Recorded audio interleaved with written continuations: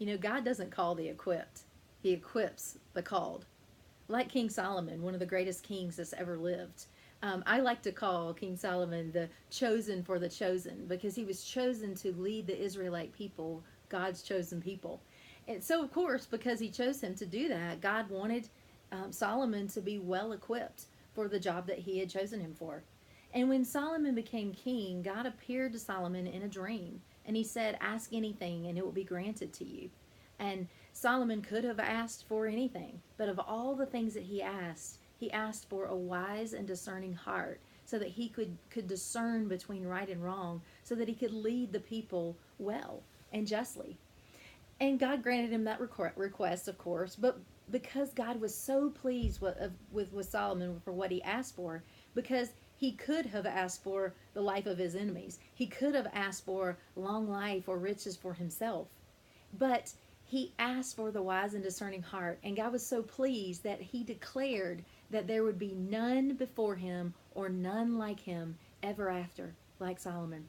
So he gifted him in addition to with a wise and discerning heart, he gave him riches and he gave him honor too. And Solomon today is still renowned for his unmatched wisdom that was endowed by the Lord. And the book of Proverbs in the Bible is a compilation of Solomon's wise sayings per se, and it's a manual for wise living that he wrote for the Israelite people so that they could live well and live wisely. And it was based upon Solomon's experiences, his insight, and the wisdom that he had been given by God.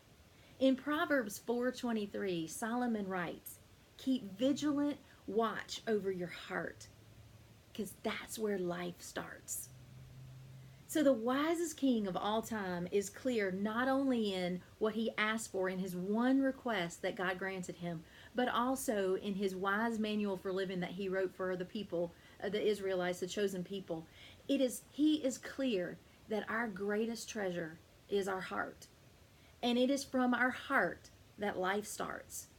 It's from our heart that wisdom flows. And it's from our heart that we connect with God. It's in our heart that we connect so that we can begin to experience Him and not just know about Him, and where we also can hear His still small voice.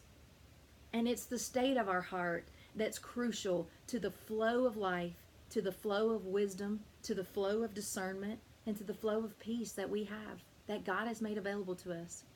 So I ask you, what's the state of your heart? Is there something in your heart that is preventing your connection with God? Is there something in your heart that you're allowing to stay there that's stopping the flow of God's wisdom, or that's preventing you from hearing His voice? Are you holding on to something? Is there hurt, resentment, unforgiveness, or an agreement with a lie that's blocking the flow of life in your heart? Your heart is the wellspring of life. It's the source of all connection, all wisdom, all love, and all peace. And only you can open it back up and allow that flow back in. Will you let your heart come back to life?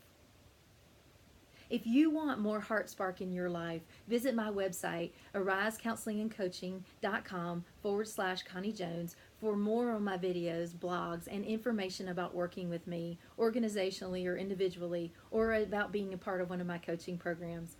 And I hope to see you there.